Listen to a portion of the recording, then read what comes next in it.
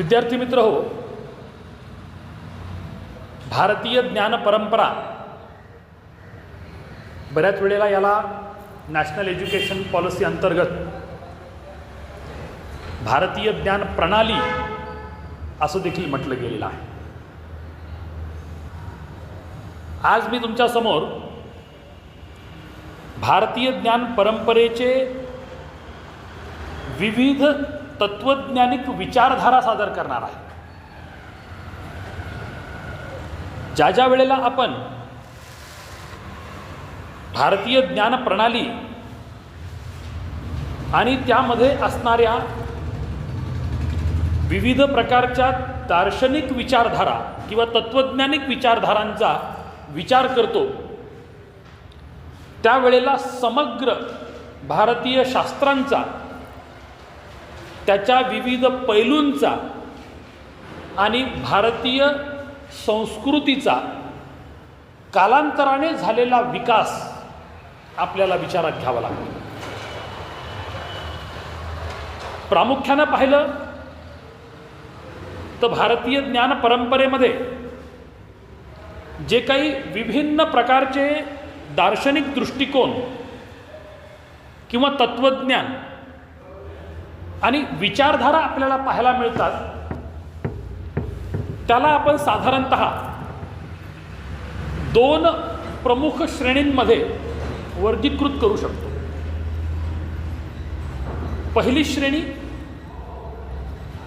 ती म्हणजे आस्थावादी विचारधारा. आस्थावादी विचारधारा म्हणजे अशा प्रकारची लोक जी देवाच्या अस्तित्वावरती विश्वास ठेवतात. थोडक्यात त्याला आपण साध्या मराठीमध्ये आस्तिक म्हणलं तरी चालतं.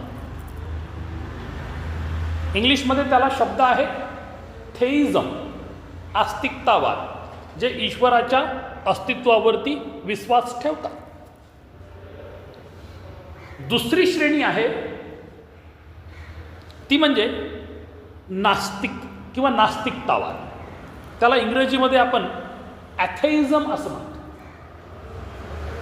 आता आस्तिकच्या विरुद्ध नास्तिक हे दोन शब्दप्रयोग तुम्ही कदाचित भाषेचा अभ्यास करत असताना अनेक वेळेस ऐकले असतील. आता ह्या नास्तिकतावादामध्ये बुद्धिप्रामाण्यवाद, न्याय किंवा ईश्वराच्या अस्तित्वाला थोडीशी मान्यता देण्यात आलेली नाही, परंतु बुद्धिप्रामाण्यवाद आणि न्याय त्याला प्राधान्य देण्यात आलेलं आहे. आता हे दोन्ही श्रेणींची इन डिटेल डिस्कशन्स आपण आजच्या क्लासमध्ये घेण्याचा प्रयत्न करू. सुरुवातीला सामान्यतः समजून घ्या, आस्थावाद म्हणजे काय किंवा आस्तिक विचारधारा म्हणजे काय. बरेच वेळेला ह्याला ऑर्थोडॉक्स हा शब्दप्रयोग देखील केला जातो. परंपरावादी म्हणजे आस्थावाद, आणि दुसरा ह्याचा पर्यायी विरुद्ध शब्द म्हणजे नास्तिकतावाद. मग ह्या नास्तिक ह्या शब्दाला जनरली इंग्लिशमध्ये तर ॲथेइझम, नास्तिकतावाद म्हणजे ॲथेइझम म्हणतात, पण हेटेरोडॉक्स हा देखील शब्दप्रयोग त्या ठिकाणी आपल्याला पाहायला मिळतो. तर चला सर्वप्रथम आस्थावादी तत्वज्ञान प्रणाली काय आहे, त्यामध्ये कशा कशाचा अंतर्भाव होतो, आणि नास्तिकतावादी विचार प्रणाली काय आहे आणि त्यामध्ये कोणत्या तत्वज्ञानाचा एकंदरीत समावेश होतो, हे दोन्ही पैलू आपण समजून घेण्याचा प्रयत्न करू. आधी तुम्हाला थोडक्यात मी सांगतो, त्यानंतर मी इन डिटेल दोन्ही श्रेणींचं या ठिकाणी विवेचन मांडण्याचा प्रयत्न करतो. आता आस्थावादी तत्वज्ञान किंवा तत्वज्ञान प्रणाली ही भारतीय तत्वज्ञानाच्या पारंपरिक पद्धतीवर आधारित असणारी विचार प्रणाली आहे. आता ह्या प्रणालीमध्ये प्रामुख्यानं कोणत्या घटकांचा समावेश होतो? मी तुम्हाला यापूर्वी अनेक वेळेस सांगितलेलं आहे की भारतामध्ये जो सनातन धर्म आहे याला हजारो वर्षाची परंपरा आहे, आणि ह्या सनातन धर्माच्या संपूर्ण विचार व्यवस्थेमध्ये, ज्याला बरेच वेळेला हिंदू धर्म हा देखील शब्दप्रयोग केला जातो, तर ह्या संपूर्ण विचार व्यवस्थेमध्ये जर आपण खोलवर जाण्याचा प्रयत्न केला, इतिहासामध्ये डोकावण्याचा प्रयत्न केला, तर ह्या संपूर्ण विचारधारेचा मूलभूत आधार आपल्याला वैदिक तत्वज्ञानात पाहायला मिळतो. आता वैदिक तत्वज्ञानामध्ये एकूण 5 घटकांचा समावेश आहे आणि ह्या 5ही घटकांची मीमांसा किंवा जे विवेचन आहे ते मी पुढे करणारच आहे. मी तुम्हाला आधी आस्थावादी दृष्टिकोन आणि नास्तिकतावादी दृष्टिकोन हे दोन्ही थोडक्यात समजून सांगतो, नंतर मी डिटेल्सकडे जाईल. मग ह्या वैदिक तत्वज्ञानात तुम्ही 5 घटकांचा अभ्यास करणार. 5.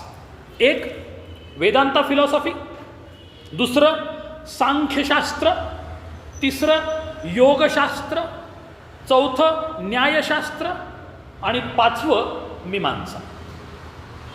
आता कदाचित यातले काही घटक तुमच्या कानी पूर्वी पडले असतील किंवा नसतील, मला नक्की सांगता येणार नाही.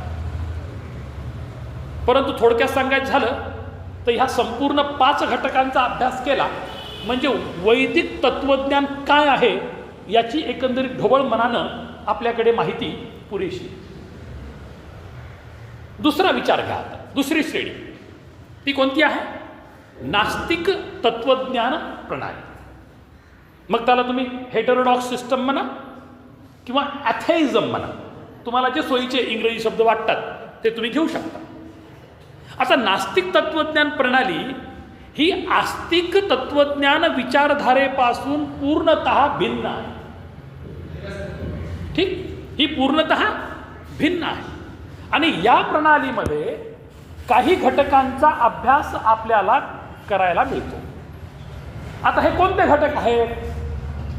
नास्तिक विचारधारेमध्ये किंवा नास्तिक तत्वज्ञान प्रणालीमध्ये बौद्ध तत्वज्ञान, जैन तत्वज्ञान आणि चार्वाक तत्वज्ञान या 3 तत्वज्ञानाचा उल्लेख आपल्याला आवर्जून करावा लागतो. बौद्ध तत्वज्ञानाचा अभ्यास करत असताना त्यामध्ये थेरवाद, महायान आणि वज्रयान या 3 घटकांचा समावेश आपल्याला बौद्ध तत्वज्ञानामध्ये करावा लागतो. तसंच जैन तत्वज्ञानामध्ये सत्य, अहिंसा, असत्य, संन्यास या घटकांना फार मोठ्या प्रमाणात महत्त्व प्रदान केलेलं आहे, त्याचा आपल्याला अभ्यास करावा लागतो. आणि चार्वाक तत्वज्ञान जे आहे हे एक नास्तिक दृष्टिकोन सादर करणारं, अनुभवजन्य अशा प्रकारची विचारधारा असणारं तत्वज्ञान आहे, जे की कर्माच्या संकल्पनेवरती आधारित आहे. आणि म्हणून या ठिकाणी तुमच्यासमोर आता 2 भिन्न विचारधारा उभ्या आहेत. एक आहे आस्तिक तत्वज्ञान प्रणाली आणि दुसरी आहे नास्तिक तत्वज्ञान प्रणाली. तर मला असं वाटतं की नेमकं आस्तिक तत्वज्ञानात आपल्याला काय शिकायचं आहे आणि नास्तिक तत्वज्ञानात आपल्याला काय शिकायचं आहे, एक ढोबळ मनानं तुमच्यासमोर एक संकल्पना साकारली असेल. आता मी पहिल्या प्रकाराला सुरुवात करतो, म्हणजेच कोणती श्रेणी? आस्थावादी तत्वज्ञान प्रणाली, ज्याला तुम्ही थेइझम म्हणू शकता, ज्यामध्ये प्रामुख्यानं एखादी व्यक्ती किंवा समुदाय काय करत असतो? ईश्वराच्या अस्तित्वावर विश्वास ठेवत असतो. त्या प्रकारची विचारधारा, त्याला आपण आस्थावादी तत्वज्ञान असं म्हणतो. हे आस्थावादी तत्वज्ञान प्रणाली त्या तत्वज्ञानाच्या प्रकारात मोडते, याचं कारण एकमेव आहे की या विचारधारेची लोक ईश्वराच्या अस्तित्वावर विश्वास ठेवतात, नंबर 1. नंबर 2, भारतीय तत्वज्ञानात आस्थावादी प्रणाली यामध्ये आपण प्रामुख्यानं ईश्वर, देव किंवा देवत्व आणि दिव्य तत्वांच्या मान्यता ज्यावेळेस आपण स्वीकारतो यावेळेस आपोआपच आपण आस्थावादी विचारधारेचे आहोत, म्हणजेच आपण आस्तिक आहोत असं म्हणायला काही हरकत नाही. मग ह्या भारतीय आस्थावादी तत्वज्ञानाचे मी तुम्हाला पूर्वी सांगितल्याप्रमाणे काही महत्त्वाचे प्रकार आहेत. त्यामध्ये मग वेदांत तत्वज्ञान आहे, सांख्य तत्वज्ञान आहे, योग तत्वज्ञान आहे, न्याय तत्वज्ञान आहे आणि मीमांसा, अशा ह्या 5 घटकांचा आपल्याला अभ्यास करावा लागतो. आता संपूर्ण भारतीय विचार प्रणालीमध्ये याचा जर समजा आपण वैचारिक अधिष्ठान शोधण्याचा प्रयत्न केला तर वेदांता फिलॉसॉफी ह्या संपूर्ण विचारधारेच्या मूलभूत ठिकाणी आहे किंवा त्या अधिष्ठानात आहे असं म्हणलं तर वावगं ठरणार नाही. हे नेमकं काय? वेदांत तत्वज्ञान हे प्रमुख वैचारिक अधिष्ठान आहे आपल्या विचारधारेचं.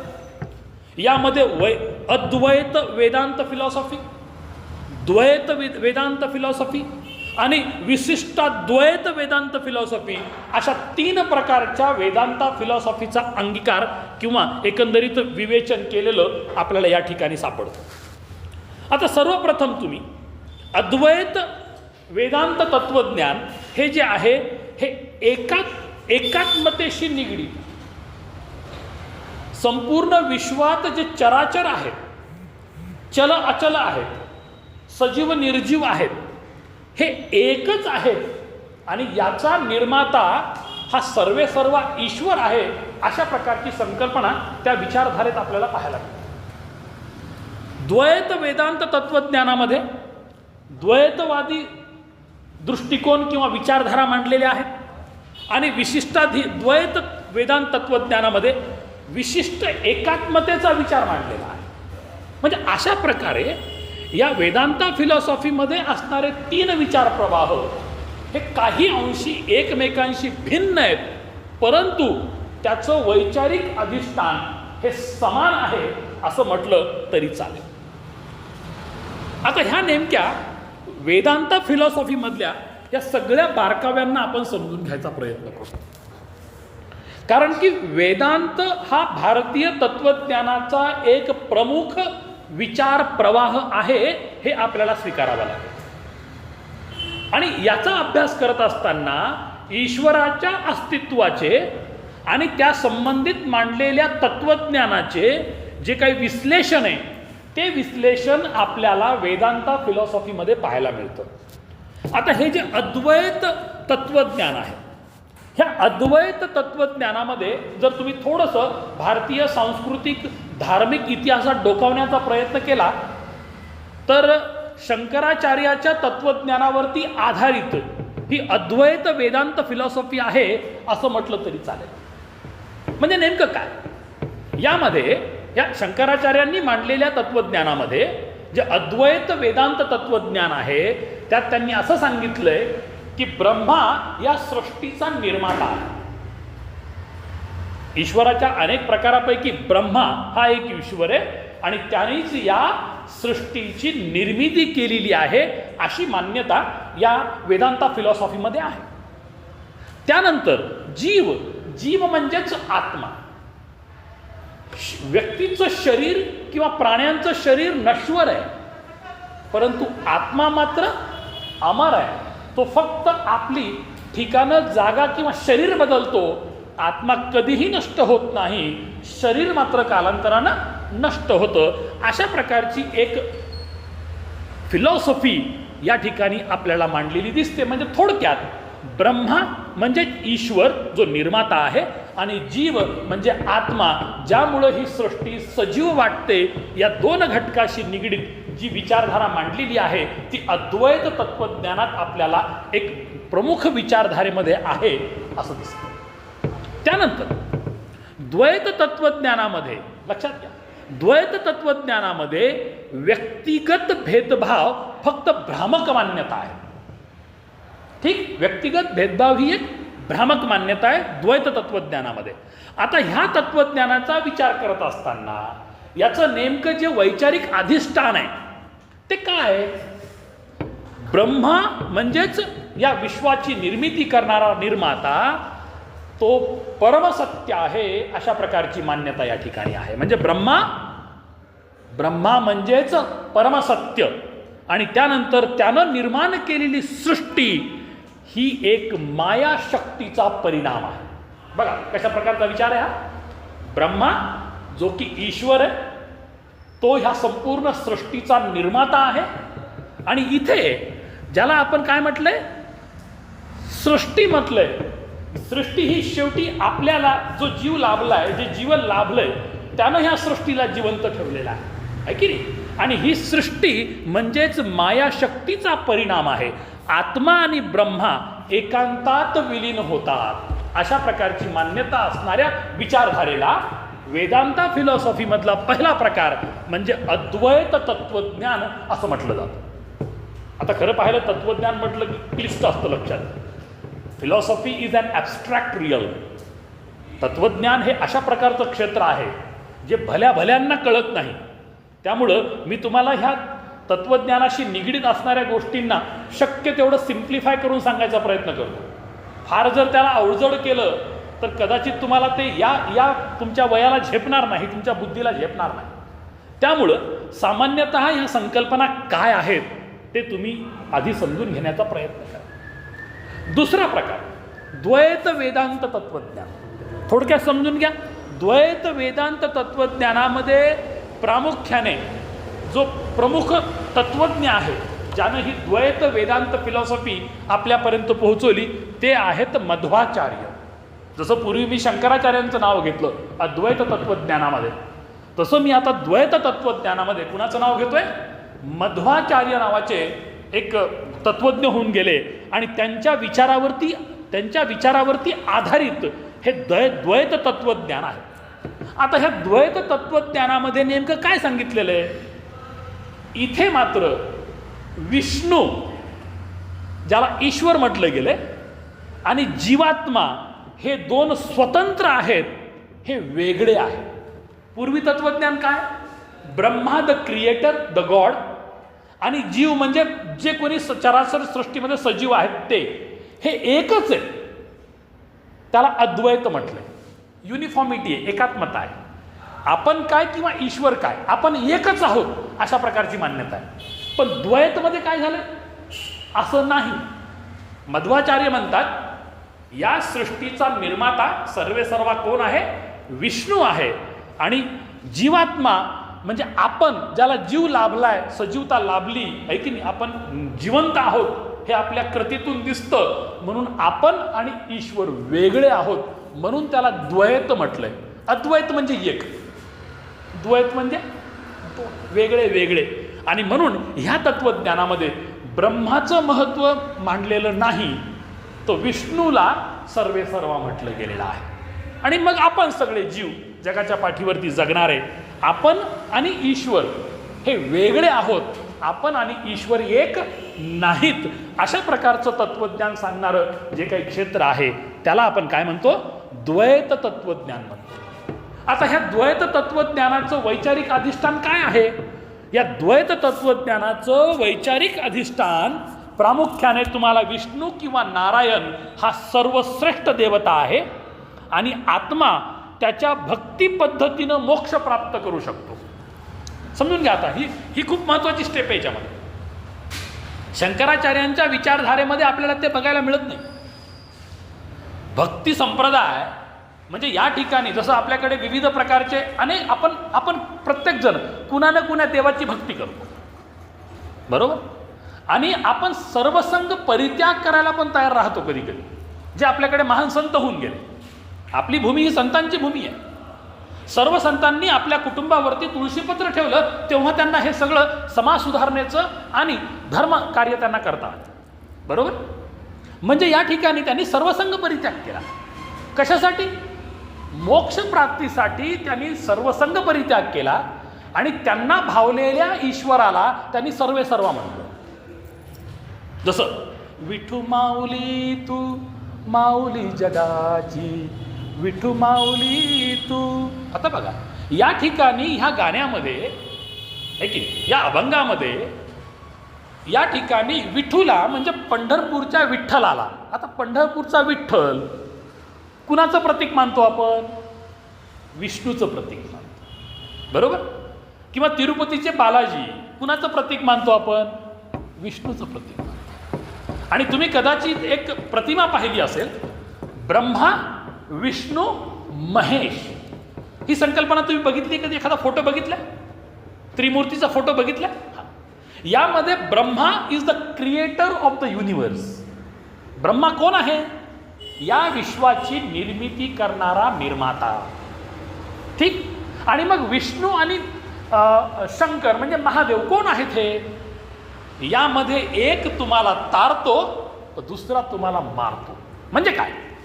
थोडे वेगळे शब्द वापरले तुम्हाला कळण्यासाठी. म्हणजे काय? आपली निर्मिती झाल्यानंतर आपल्याला जगवणारा कोण आहे? विष्णू आहे, तारक. आणि आपला कालावधी इथला संपला की आपलं अस्तित्व नष्ट करणारा कोण आहे? शिव भगवान. म्हणजे अशा पद्धतीनं जगाच्या निर्मितीमध्ये एक तत्व स्वीकारलं गेलं की ज्याला ज्याला जन्म आहे त्याला त्याला मृत्यू अटळ आहे. आपल्या रस्त्यावरती येताना चढावर तुम्ही ती एक ओळ वाचली असेल, प्रत्येकाला मृत्यू अटळ आहे. म्हणजे काय? No one can stand death. कुणीही मृत्यू टाळू शकत नाही. आज न उद्या प्रत्येकाला मरायचं. मग जन्म म्हणजे क्रिएटर कोण आहे? ब्रह्मा आहे. आपल्याला तारणारा म्हणजे आपलं जीवन आपल्याला समृद्धपणे जगू देणारा कोण आहे? विष्णू आहे. आणि आपला कालावधी संपला की आपल्याला घेऊन जाणारा कोण आहे? शिव. आणि म्हणून Brahma Vishnu Mahesh, the creator, the survivor and the destroyer, अशा ह्या तीन संकल्पना तुम्हाला ब्रह्मा विष्णू महेशच्या प्रतिमेतून पाहायला मिळतात. तर या ठिकाणी लक्षात घ्या, ह्या द्वैत तत्वज्ञानामध्ये विष्णू किंवा नारायण ही सर्वश्रेष्ठ देवता मानली गेली आणि आत्मा त्याच्या भक्ती पद्धतीनं मोक्ष प्राप्त करू शकतो अशा प्रकारची मान्यता असणारा विचारधारा म्हणजे द्वैत वेदांत तत्वज्ञान. आता मी याच्या एकंदरीत तिसऱ्या भागाकडे वळतो.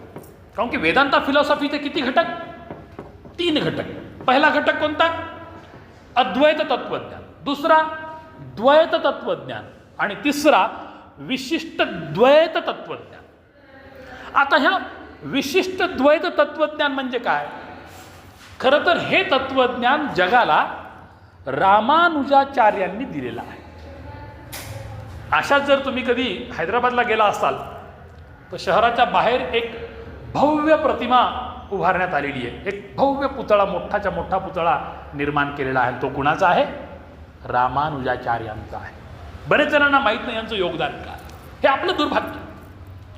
परंतु थोडक्यात सांगायचं झालं तर विशिष्ट द्वैत वेदांत तत्वज्ञान जगाला देण्याचं महत्कार्य रामानुजाचार्यांनी केलेलं आहे. आणि त्यांच्या दृष्टिकोनानुसार ब्रह्मा म्हणजेच ईश्वर आणि आत्मा स्वतंत्र जरी असले तरी ते एकमेकाशी संबंधित आहेत. बघा आता फिलॉसॉफी कशी बदलली. अद्वैत तत्वज्ञान, ईश्वर आणि आपण एक आहोत. द्वैत तत्वज्ञान, नारायण किंवा विष्णू हा सर्वे सर्व आहे आणि आपण म्हणजे जीव, आपण आपलं जीवन जगतो, आपली कर्म करतो आणि जगाच्या पाठीहून संपतो. आपण वेगळे वेगळे आहोत. ईश्वर आणि मानव एक नाहीत किंवा ईश्वर आणि चराचर एक नाहीत. असे 2 तत्वज्ञान झाले. तिसऱ्या तत्वज्ञानात त्यांनी काय सांगितलेले रामानुजाचार्यांनी की ब्रह्मा म्हणजे ईश्वर आणि आत्मा म्हणजे आपण सर्व सजीव सृष्टी ही स्वतंत्र जरी असली तरी ती एकमेकांशी संबंधित आहे. त्यांना वेगळं करता येत नाही. दर्जात्मक दृष्टिकोनानं समान जरी नसले आहे की नाही, परंतु ते काय आहेत? एकमेकांशी संबंधित आहेत. अशा प्रकारचा विचार प्रवाह रामानुजाचार्यांनी आपल्या तत्वज्ञानात मांडलेला आहे. आता या तत्वज्ञानाचं अधिष्ठान म्हणजे काय? पुन्हा याही ठिकाणी विष्णूलाच सर्वश्रेष्ठ देवता मानलं गेलेलं आहे.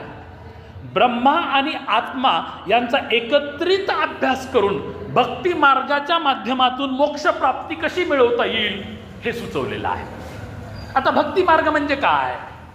भक्ती मार्ग म्हणजे तुमच्या इष्ट देवतांचं किंवा तुम्ही ज्या देवतेला प्रसन्न करू इच्छिता त्यांचं नामस्मरण करून तपश्चर्येच्या माध्यमातून त्यांना मिळवणं किंवा त्यांच्यापर्यंत पोहोचणं आहे की नाही, आणि त्यातून मोक्षाची प्राप्ती करणं. आता मोक्ष म्हणजे काय ही संकल्पना पण तुम्हाला कळणं खूप गरजेचं आहे. कारण की आपण त्याचा उल्लेख जवळपास 2 तत्वज्ञानात केला. द्वैत तत्वज्ञानात पण मोक्षाचा उल्लेख केला आहे की नाही, काऊन की तिथे देखील भक्ती संप्रदाय किंवा भक्ती पद्धतीनं मोक्ष मिळवण्याची सूचना केलेली आहे. आणि विशिष्ट द्वैत तत्वज्ञानात देखील सांगितलंय की विष्णू ही सर्वश्रेष्ठ देवता आहे. ब्रह्मा आणि आत्मा म्हणजे आपण सजीव एकत्रित येऊन आपण भक्ती मार्गाचा अंगीकार करून मोक्षप्राप्ती करू शकतो. मोक्ष म्हणजे काय? त्यासाठी तुम्हाला हिंदू धर्मातली आणखीन एक संकल्पना समजून घ्यावी लागेल. हिंदू धर्मात एक संकल्पना सांगितलेली आहे, बर्थ रिबर्थ. म्हणजे काय? जन्म पुनर्जन्म आहे की. म्हणजे आपण विविध प्रकारच्या जीवाश्मांमध्ये जन्म घेतो. मानव जन्म मात्र व्यक्तीला एकदाच मिळतो, आत्म्याला एकदाच मिळतो, अशा प्रकारची मान्यता आहे. ठीक. तर ह्या मान्यतेप्रमाणे जर तुम्हाला जन्म आणि मृत्यूच्या चक्रव्यूहातून बाहेर पडायचं असेल तर तुम्हाला काय प्राप्त करावं लागेल? मोक्ष प्राप्त करावा लागेल. आणि ज्या वेळेला तुम्हाला मोक्ष प्राप्त होईल तर तुम्ही जन्म आणि मृत्यूच्या ह्या चक्रातून बाहेर पडाल. या संकल्पनेला काय म्हणतात? मोक्ष म्हणतात. आणि भक्ती मार्गाने जाऊन म्हणजे ईश्वराची आराधना करून तुम्ही फक्त मोक्षप्राप्ती करू शकता, अशा प्रकारची मान्यता या ठिकाणी आहे. तर मला असं वाटतं की थोडक्यात जे काही तुम्हाला मी वेदांता फिलॉसॉफी समजून सांगायचा प्रयत्न केला, तर ह्या वेदांत फिलॉसॉफीचे 3 घटक तुमच्या लक्षात आलेले असतील. पुन्हा रिपीट करतो, अद्वैत तत्वज्ञान, द्वैत तत्वज्ञान आणि विशिष्ट द्वैत तत्वज्ञान, असे हे 3 घटक आहेत. आता आपण याच्या पुढच्या टप्प्याकडे जाऊ. दुसरा प्रकार, आस्थावादी तत्वज्ञानाचा दुसरा प्रकार, तो प्रकार आहे योग. योग म्हणजे काय सांगता येईल? योग तत्वज्ञान तुम्ही अनेक वेळेस नाही का हा शब्दप्रयोग आपल्या अवतीभोवती ऐकला असेल. पतंजलीच्या योगसूत्रावर आधारित जे तत्वज्ञान आहे त्याला आपण योग तत्वज्ञान असं म्हणतो. पतंजली, काही जण त्याला पतंजली म्हणतात, काही जण त्याला पातंजली म्हणतात, आहे की नाही. जे काही नाव असेल प्रोनन्सिएशनचा थोडासा फरक होऊ शकतो, आहे की नाही. परंतु त्यांनी जे आपल्याला तत्वज्ञान दिलेलं आहे ज्यामध्ये ईश्वर किंवा परब्रह्मा म्हणजे परमेश्वर, परब्रह्मा म्हणजे परमेश्वर किंवा ईश्वर यांच्या अस्तित्वाची मान्यता आहे की नाही. यांच्या अस्तित्वाची मान्यता आहे. म्हणजे थोडक्यात मी तुम्हाला सुरुवातीला सांगितलं की आस्थावादी तत्वज्ञानाचं मूलभूत अधिष्ठान काय आहे? आस्थावादी लोक ईश्वराचं अस्तित्व मान्य करतात, म्हणूनच त्याला आपण आस्थावादी किंवा आस्तिक अशा प्रकारचे शब्दप्रयोग करतो. तर इथे योग तत्वज्ञानाचा अभ्यास करत असताना तुम्हाला पातंजलीने सुचवलेले जे काही योगसूत्र आहेत, है की नाही, योगाच्या माध्यमातून, है की नाही, योगाच्या माध्यमातून समाधीकडे जाणे, योगाच्या माध्यमातून मोक्षाकडे जाणे, योगाच्या माध्यमातून ईश्वराला प्राप्त करणे, ही जी एकंदरीत तत्व किंवा सूत्र आहेत, ही सूत्र तुम्हाला कोणापासून मिळतात? पतंजलीपासून मिळतात. मग यामध्ये ईश्वर ही संकल्पना काय? योगसूत्रानुसार ईश्वर हा एक निराकार, अकल्पनीय, सर्वशक्तिमान तत्व आहे. काय म्हणतोय मी? पतंजलीने सांगितली संकल्पना आहे योगसूत्रात. ईश्वर, ज्याला आपण ईश्वर म्हणा, परमेश्वर म्हणा, आहे की नाही, जो सर्वेसर्व आहे. पहिली गोष्ट तो सर्वेसर्व आहे. सर्वेसर्व म्हणजे काय? त्याच्या इच्छेशिवाय झाडाचं पानही हलत नाही. कुणाचा जन्म, कुणाचा मृत्यू, कुणाबद्दल चांगलं, कुणाबद्दल वाईट, कुठं काय घडावं, ही नियंत्रित करणारी एक शक्ती आहे. आणि म्हणून त्या शक्तीला सर्वशक्तिमान म्हटलंय. दुसरं निराकार. निराकार म्हणजे काय? आकार, निराकार. निराकार म्हणजे तुम्ही त्याच्या रचनेची कल्पना करू शकत नाही. काय? ईश्वराच्या रचनेची आपण कल्पना करू शकत नाही. म्हणजे विशिष्ट रूपात तुम्ही ईश्वर शोधू शकत नाही, ही एक संकल्पना आहे. आणि तिसरी म्हणजे अकल्पनीय. अकल्पनीय म्हणजे काय? त्याची कल्पना करता येईल. म्हणजेच या ठिकाणी ह्या योगसूत्रामध्ये ईश्वराची संकल्पना मांडत असताना एकतर ईश्वर निराकार आहे, त्याला आकार उकार नाही, त्याला विशिष्ट रचना नाही, आहे की नाही. कदाचित आपल्या सोयीसाठी आपण विविध प्रकारच्या देवतांना आणि देवांना विशिष्ट आकार, रंग, रूप, आहे की नाही, वेगळं वेगळं सगळं दिलेलं आहे. कदाचित ते आपण in the course of development केलेलं असावं. दुसरी गोष्ट तो अकल्पनीय आहे, त्याची कल्पनाच तुम्ही करू शकत नाही. आणि तिसरी गोष्ट म्हणजे सर्वशक्तिमान आहे. हे तर आपल्याला मान्य करावं लागेल. ऐके की कुणीतरी आपल्याला ऑपरेट करतं, कुणीतरी आपल्याला नियंत्रित करतं आणि तो आपल्याला दिसत नाही आणि म्हणून तो सर्वशक्तिमान आहे. अशा प्रकारची मान्यता पतंजलींनी आपल्या योगसूत्रामध्ये मांडलेली आहे. आणि याच्याही पुढे जाऊन एक महत्त्वाची गोष्ट मला तुम्हाला सांगावीशी वाटते, ती म्हणजे हे जे तत्व आहे हे ध्यान आणि साधनेद्वारे अनुभवता येतं, असं पतंजलीचं मत आहे. ध्यान आणि साधना. आता ध्यान म्हणजे काय? ध्यान लावणं म्हणजे काय? ध्यान लावणं म्हणजे स्वतःला एकाग्र करणं. स्वतःला काय करणं? एकाग्र. आता गृहीत धरा तुम्ही अभ्यास करताय, आहे की नाही? बाजूला समजा नाही का कुणीतरी डीजे लावलेला आहे, काही कार्यक्रम चालू आहे, नाही तर शेजारच्यांनी ऑडिओ सिस्टीम लावली आहे, तुमचे आवडते गाणे लावले. तुमचं मन विचलित होईल का केंद्रित होईल? ऑफकोर्स विचलित होईल. कारण की एक तर तुमच्या आवडीचे गाणे आहेत आणि तिकडे डीजेची धून चालली की तुमच्या अंगात एक तरतरी येईल. You cannot control your self. तुमच्या हातापायाचे एकदम सुरू झाले. हे नॅचरल आहे. परंतु जर समजा तुम्ही अगदी सकाळी 4-4:30ला अभ्यासाला उठलात, आज सगळीकडे स्तब्धता आहे आणि तुमच्या खिडकीतून नुसती हवेची झुळूक यायली आणि मोगऱ्याचा सुगंध पसरलेला आहे आणि तुम्ही तुमचं आवडतं IKSचं पुस्तक घेतलं इंडियन नॉलेज सिस्टीमचं आणि वाचायला लागलात. सरांनी काय काय शिकवलं यापूर्वी, तुम्ही लक्षपूर्वक वाचू शकाल की नाही? नक्कीच. कारण की वातावरण तुम्हाला हेल्प करायला, मोगऱ्याचा सुंदर सुवास दरवळतोय, आहे की नाही? हलकीशी झुळूक हवेची सकाळी सकाळी तुमच्या अंगावरती येते. आणखीन थंडी सुरू झाली नाही पण गारवा थोडा जाणू लागला आहे सकाळी सकाळी.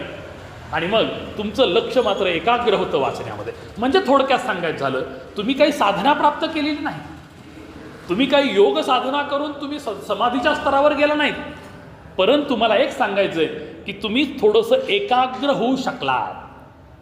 बरोबर आहे?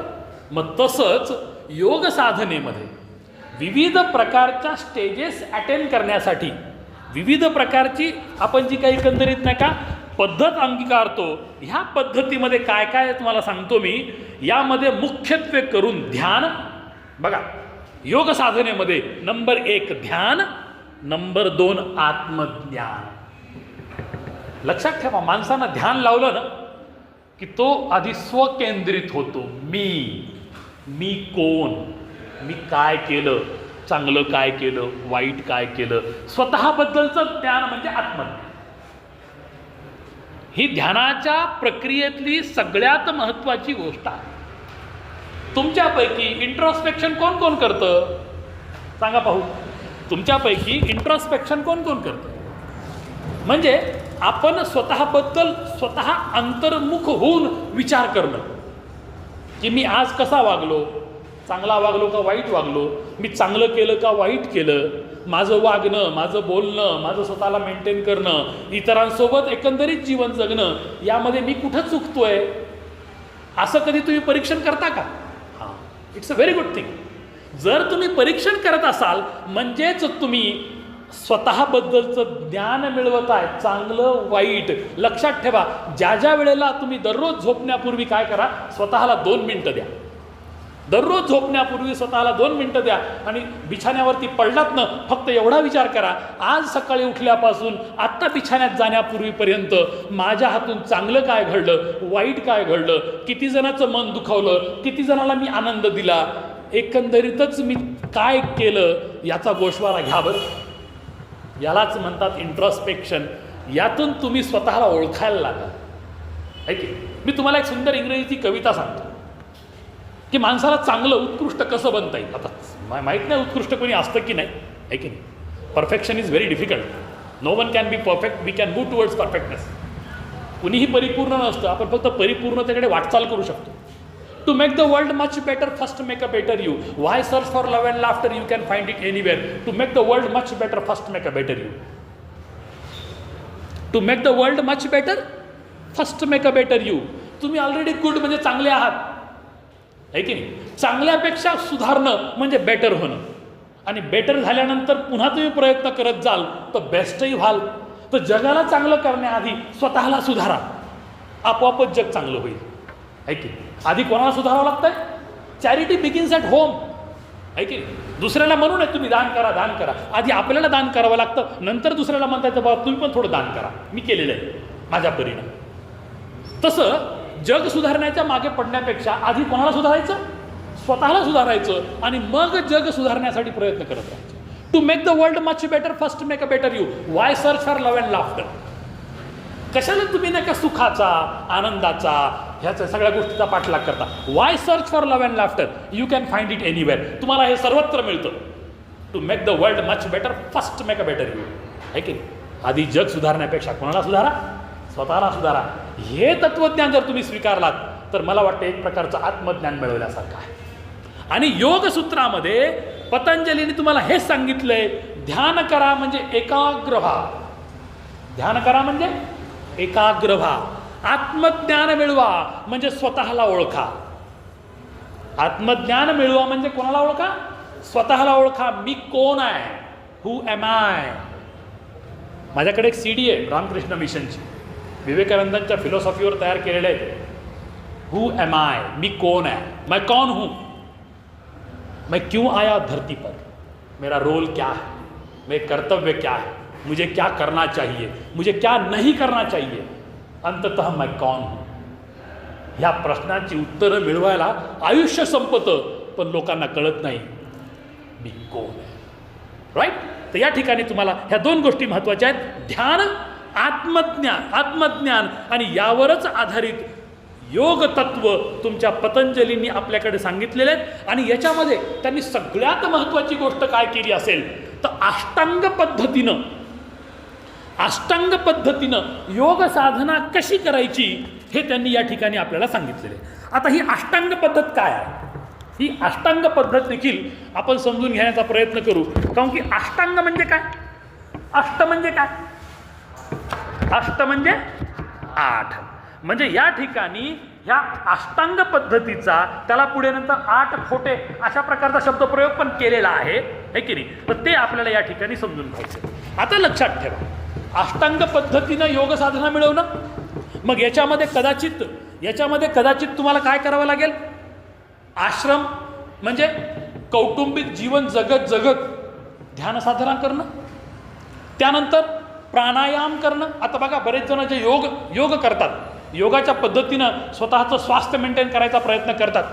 योगाच्या माध्यमातून फक्त शारीरिक स्वास्थ्यच मिळत नाही, तर तुम्हाला नाही का आत्मिक समाधानही मिळतं आणि त्याच्याही पलीकडे जाऊन एक आध्यात्मिक आधार भेटल्यासारखं होतं. लक्षात घ्या. आणि हे प्रयोगातून सिद्ध झालेलं आहे. गेल्या काही 3-4-5 वर्षापासून आपण आंतरराष्ट्रीय योग दिन साजरा करायला, जगापर्यंत हे तत्वज्ञान पोहोचायला वेळ लागला, पण ज्या वेळेला ह्याची महत्ती लोकांना कळाली आयुर्वेदाची आणि योगाची, तर आज जगाच्या पाठीवरची प्रगत राष्ट्र देखील काय करतायत? योगाचा अभ्यास करतायत, योग आपल्या दैनंदिन जीवनामध्ये अंगीकारतायत. मग तुम्ही जगाच्या पाठीवर सर्वत्र बघा, योग दिन, आंतरराष्ट्रीय योग दिन असताना अरब कंट्रीज असो, अमेरिकन कंट्रीज असो, युरोपियन कंट्रीज असो, ऑस्ट्रेलियन कंट्रीज असो, एशियन कंट्रीज असो, म्हणजे अक्रॉस द वर्ल्ड तुम्हाला योग साधना करणारे लोक आढळतील. हे ह्याचं महत्त्व आहे. तर या ठिकाणी तुम्हाला आश्रम, प्राणायाम आणि ध्यान या 3 घटकांचा अभ्यास केल्याशिवाय योग साधना करता येत नाही. हे अशा प्रकारचं एक तत्वज्ञान. त्यानंतर मी तुम्हाला पुढच्या एका तत्वाकडे घेऊन जातो, ते म्हणजे सांख्यशास्त्र किंवा सांख्य. सांख्य म्हणजे काय? सांख्य म्हणजे सोप्या भाषेत सांगायचं झालं तर एक संख्या. काय आहे? एक संख्या. ठीक आहे, त्याला आपण थोडा वेळ बाजूला ठेवू, हे तत्वज्ञान समजून घेऊ आपण आधी. तर ह्या सांख्य तत्वज्ञानाचा जो मुख्य आधार आहे, वैचारिक आधार, तो आहे ब्रह्मा किंवा विष्णू किंवा ईश्वर, त्याच्या अस्तित्वावर विश्वास ठेवणे. म्हणजे थोडक्यात ही पण तत्वज्ञान कोणतं आहे? आस्थावादी तत्वज्ञान आहे. हे देखील तत्वज्ञान कोणतं आहे? आस्थावादी आहे. ईश्वराच्या अस्तित्वाला ते स्वीकारतं, पण ते ईश्वराच्या अस्तित्वावर मान्यता देणाऱ्या काही शाखा आहेत, आहे की नाही? आणि त्या शाखांपैकी एक म्हणजे ही सांख्य विचारधारा आहे, असं म्हणायला काही हरकत नाही. तर ह्या ईश्वराच्या अस्तित्वाचा स्वीकार कोणत्या पद्धतीने केला आहे सांख्यशास्त्रामध्ये? तर ह्या सांख्याच्या तत्त्वज्ञानामध्ये काही ईश्वरांच्या अस्तित्वाचा स्वीकार करतात आणि त्या तत्त्वज्ञानानुसार ईश्वर म्हणजेच सृष्टीचा कर्ता व सृष्टीचा व्यवस्थापक आहे, अशा प्रकारची त्यांची मान्यता आहे. काय ती मान्यता? ईश्वर सृष्टीचा निर्माता आणि ईश्वरच सृष्टीचा व्यवस्थापक. व्यवस्थापक म्हणजे काय? व्यवस्थापक म्हणजे काय? जो मॅनेज करतो, मॅनेजर. एखाद्या ऑर्गनायझेशनमध्ये एक मॅनेजर आहे, तो मॅनेजर काय करत असतो? सगळ्या प्रकारच्या कार्याचं व्यवस्थापन करतो. कोणती कामं कोणी करायची, कशी करायची, कोणत्या वेळेला करायची, किती प्राधान्यानं करायची, त्याला योग्य तो मोबदला कसा द्यायचा, हे सगळं कोण ठरवतो? व्यवस्थापक ठरवत असतो. तशा पद्धतीची विचारधारा आहे. आता ह्या एकंदरीत सांख्यशास्त्रामध्ये सांख्य तत्त्वज्ञानाच्या दृष्टिकोनातून सृष्टीची मूलभूत तत्व 2. सृष्टीची मूलभूत तत्व किती आहेत? 2. एक म्हणजे आत्मा आणि दुसरी म्हणजे सृष्टी. बघा हे 2 शब्द प्रयोग कसे आहेत. एक म्हणजे आत्मा, त्याला पुरुष म्हटलं गेलं. आता ह्या पुरुषचा अर्थ तुम्ही मेल असा काढू नका.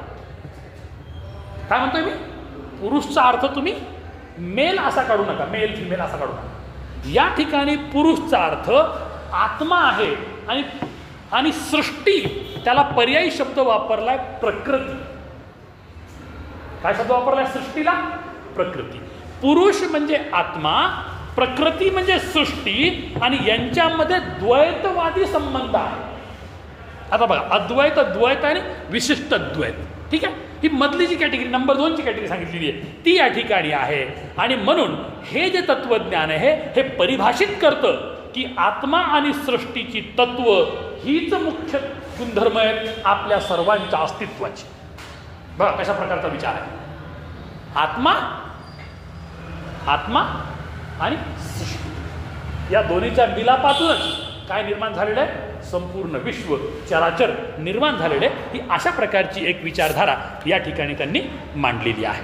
आणि पुढे आणखीन एक महत्त्वाची गोष्ट मला तुम्हाला सांगावीशी वाटते या संदर्भातच. आता ज्या वेळेला आपण पुरुष हा शब्द प्रयोग करतो, पुरुष हा शब्द प्रयोग केल्यानंतर तो शुद्ध आत्मा आणि साक्षी, जो संपूर्ण विश्वाच्या कार्यात निष्क्रिय असतो, अशा प्रकारची मान्यता याच्यामध्ये आहे. आणि प्रकृती म्हटलं की सृष्टीचे गुणधर्म जी सक्रिय आणि परिवर्तनीय आहे, यामध्ये 3 गुण असतात: सत्व, रजस आणि तमस. आता हे 3ही शब्द संस्कृत वर्ड्स काय. आणि मूलतः पाहिलं ना, प्रत्येकाची जर स्वभाव गुणधर्म शोधले तर एक तर व्यक्ती सात्विक असतो, एक तर दुसरा व्यक्ती रजस स्वरूपाचा असतो, नाही तर तमस स्वरूपाचा असतो. म्हणजे जनरल कॅटेगरायझेशन जर केलं तर या 3 कॅटेगरीतच आपल्याला सर्वसामान्यतः लोक सापडतात. कारण की एक लक्षात ठेवा की व्यक्ती असो किंवा कुणीही असो, विकाराशिवाय आपलं अस्तित्व नाही. आपण परिपूर्ण आहोत का? ईश्वरासारखे, निर्मात्यासारखे आपण परिपूर्ण आहोत का? नाही. आपल्यात विकार आहेत. विकार म्हणजे काय? आपल्यामध्ये असणारे विविध प्रकारचे दोष.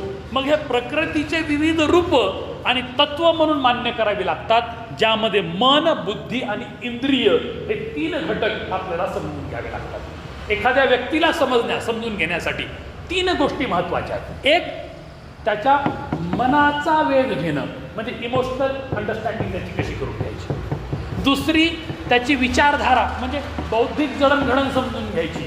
आणि तिसरं, इंद्रिय. सामान्यतः एखाद्या व्यक्तीला बघितलं ना आपण, बघितल्या त्याची इंद्रिय दिसतात, बरोबर.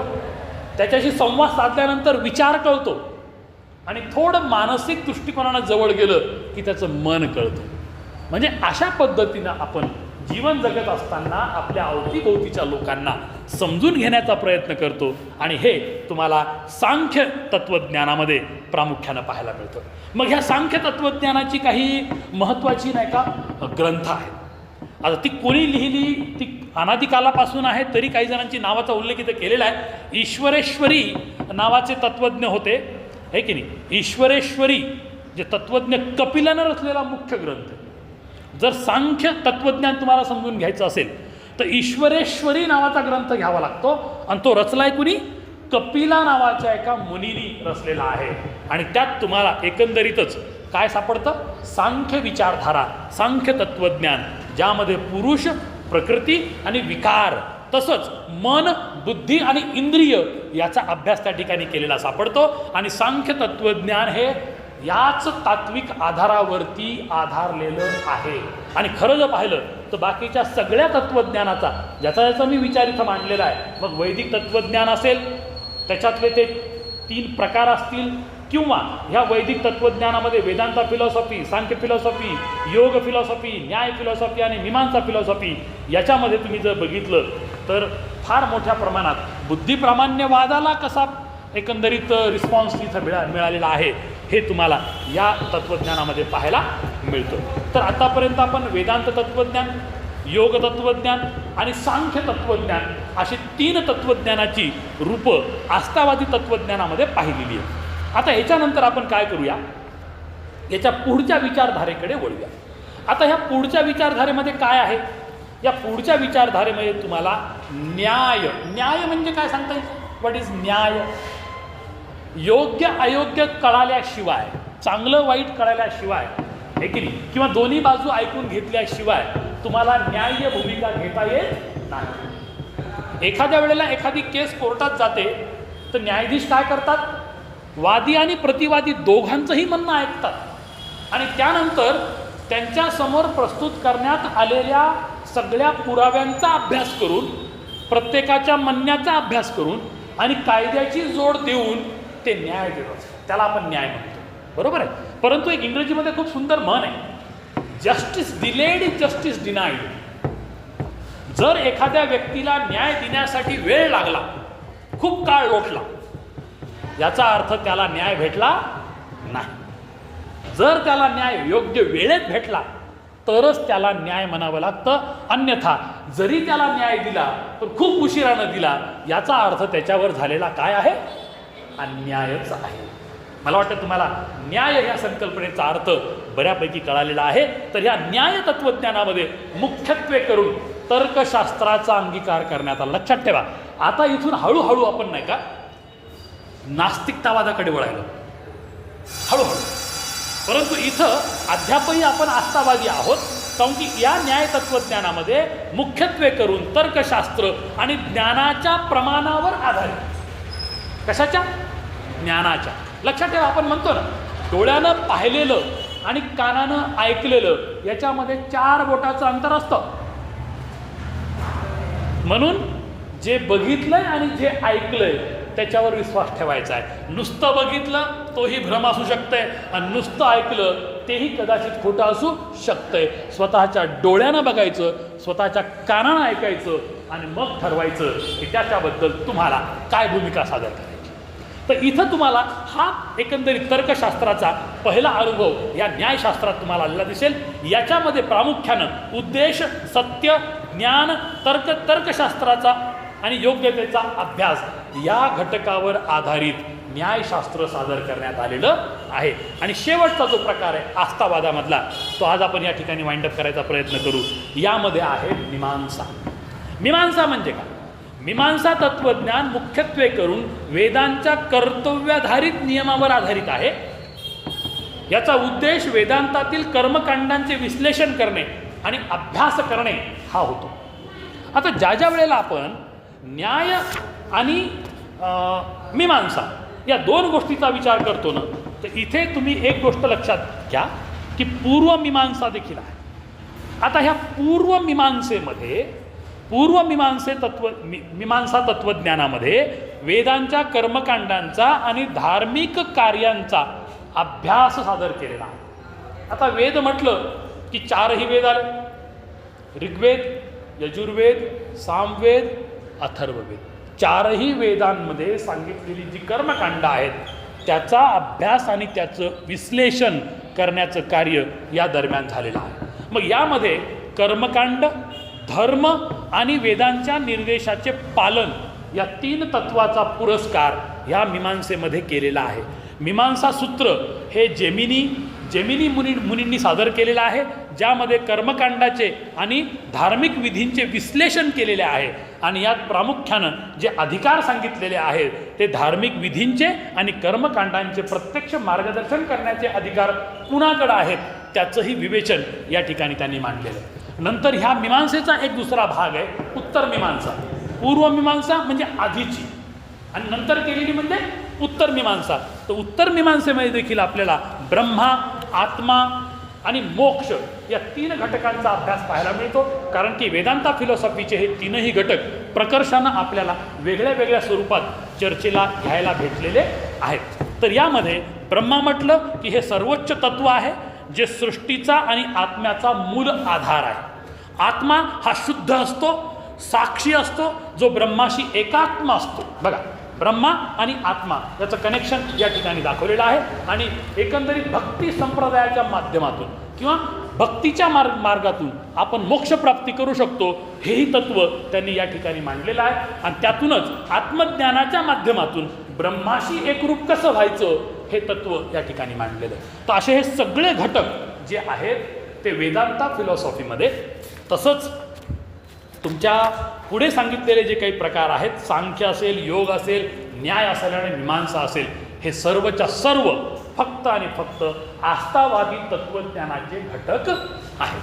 तर आज आपण आस्थावादी तत्त्वज्ञान म्हणजे काय हा मुद्दा पूर्ण केलेला आहे.